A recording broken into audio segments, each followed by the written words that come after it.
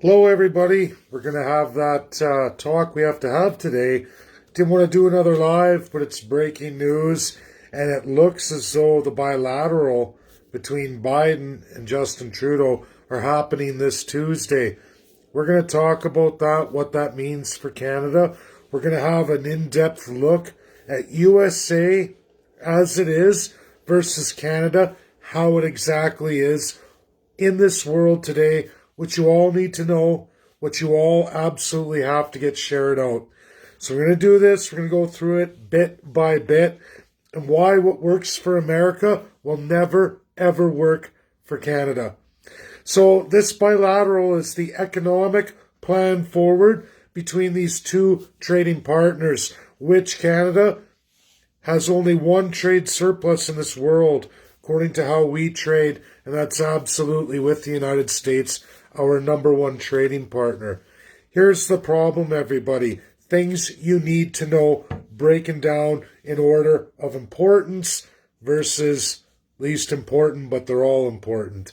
Number one is financial situation here. First and most important thing here is USA absolutely has the majority share in all foreign financial institutions, as they are the absolute creator of such, the absolute binding power in this world. Today, post-1946, Americans themselves absolutely have the majority share of all world debt. They own it. They literally own it. Canada, not even close, not even in any real way, shape, or form. People talk about American debt, debt load, debt to GDP ratio. However, what you'll often never hear, let alone hear from Americans, and I'm not here to slam, there's other world powers that have shares in this as well. America is one of the binding five, one of five in this world. They absolutely have the majority shareholder in World Financial, World Bank. The list goes on and on. There's several others. They're underneath the social and economic organ of the UN. USA, again, majority shareholder. Canada, nothing. Hardly anything at all. The gold on this earth today, America holds a whopping percentage amount in weight alone of the gold bullion in this world by a massive, massive large margin. Americans have most of all of it. That's reality. No fake news narrative here. This is real, by the books. In world law and world setup and how economies go, most of the world trades in American dollar. That is the general currency of this world. There are other world binding powers trying to fight for that. Canada has absolutely no say on any of that whatsoever. They have no real strong ties, if any at all. They're subject to. Big difference in real economics here, everybody.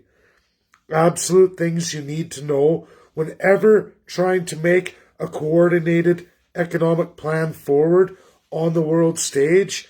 Justin Trudeau is going to make bilateral agreements on economics going forward, how we're going to trade products. Number three, Canada absolutely is in non-proliferation, meaning no utilization whatsoever of a major resource right here in Canada, especially right here in Western Canada, that is the absolute number one source in the entire world by a very large margin. That's enriched uranium. Canada is forbidden to use any major percentage of that enriched uranium that comes out literally out of the ground in the western regions, highest quality in the entire world. We can't use it. We are bound not to use it. That's the laws imposed on Canada, signed by none other than Pierre Elliott Trudeau. USA absolutely does not follow that whatsoever. They're one of five nations that have absolute full authority over all enriched uranium.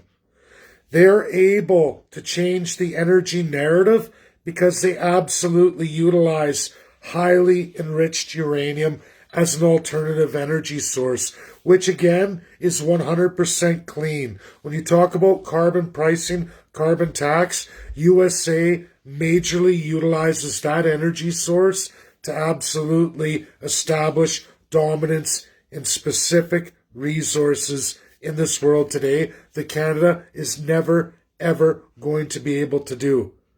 Apples versus oranges.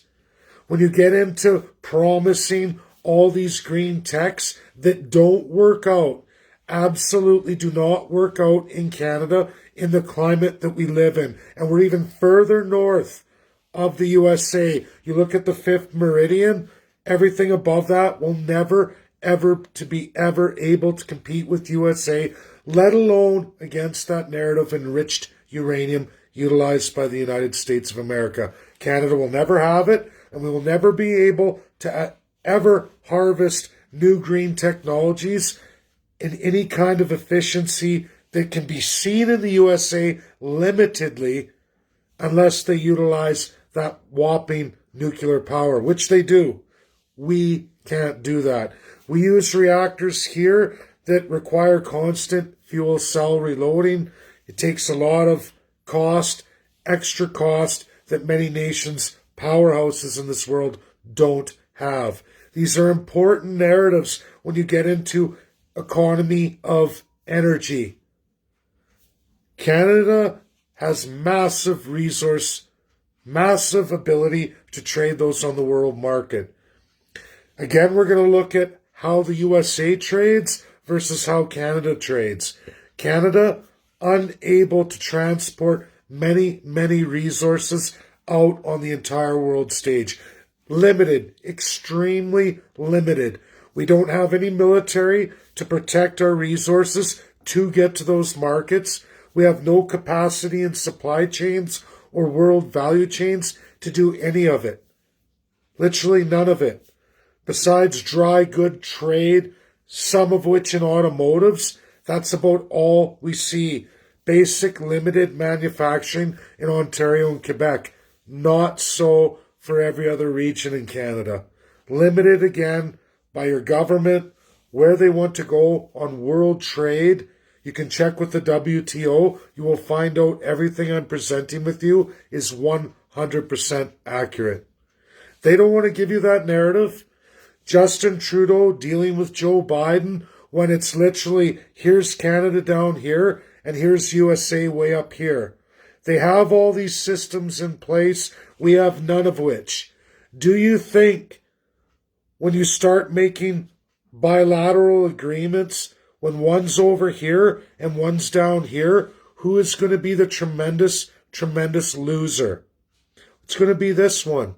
This one's going to go down while this one continues to go up because those things are established in that nation. And unless, as Canada, we're going to equalize and say, listen, Mr. Mrs. America, we want to have this, and this, so that we're working on the world stage equilaterally.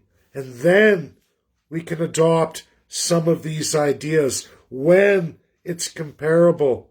Meaning taking climate as it is, not as future guessing on where the climate's going to go, but what you can produce in the climate you have with the resources you're able to utilize. This is what no one's going to tell you. You're going to hear two politicians sell you narratives that only one side has absolute overall power over, while the other side has none of it and never will. Never will.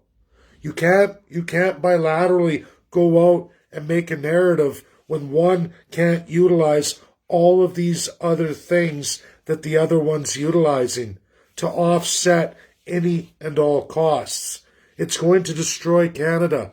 This is the problem with having journalists as the absolute finance minister and narratives foreign when you don't even compare the economics, the real trade capabilities, value, supply chains, and exactly how the world moves. Canada doesn't do that. They never have. We are literally going to bankrupt what little we have down here. We're going to take even more of it away to try and get to over here when we don't have all these things in place. That's what's going to happen. Mark my words, Tuesday. Watch as I present that live for all of you. I will run it on Facebook Live. You will all get to see it live on my Facebook feed Tuesday. Remember this video. Get it shared out to everybody you can. Real economics, something I've worked tremendously hard on, and start asking all of your elected politicians from every party and say, what about all of these? What about all of these? Where do we sit in finance? Do we sit here, here, here? No. We don't equate to America. Not even close. You're being sold a bunch of lies where they're going to tell you that we can get up to here without having any of this. You don't need to know about that. That's called a false narrative and an absolute bankruptcy of your country. And it's sick, it's gross, it's disgusting that we have political parties going out there in absolute ignorance, selling all of you so many lies, telling you from foreign interests, the Green New Deal side, this climate change activism that doesn't address any of the major issues that put USA right here, but keep Canada down right here. We can't go to here without all of these things in place. Share it out, get the message out. It's hugely important. And for all of my loyal friends and followers, you're going to see this rolled out on Tuesday. It will make your stomach turn, and it should terrify you over the next 3 years. Get it shared out. It's all going to be rolled out Tuesday. And you'll be able to think back on this video and say, yeah, what about all those issues? What is the government doing to you? And if you think it's just Trudeau and the narrative of CPC or NDP, which they at least openly process the Green New Socialist Reset, but that narrative exists in the globalist reset too. Pierre-Paul Rivera was already slapped on the bum and told, you will not talk about this anymore. If any of you haven't been paying attention, he just rolled out his goodbye video saying, I won't talk about any of these things anymore. Going back to the finance, the banking institutions, everything you absolutely have to know. And also I wonder how much of his timeline we're going to watch get erased. I've screenshot a lot of that stuff. I shared those videos. I'm curious to go back on my timeline and see if they still exist today. Should be interesting. Thanks all. Like I said, critical. Get it shared out. Tuesday is going to be massive. And I need you all to pay attention to it and get this video digested. All the issues I rolled out to you, and listen to Trudeau flap his gums and what they report from the mainstream media. And I promise you, none of the massive, massive factors I just outlined will ever even be so much as a whisper. Absolute autocratic corruption, foreign corruption. You'll see. I know.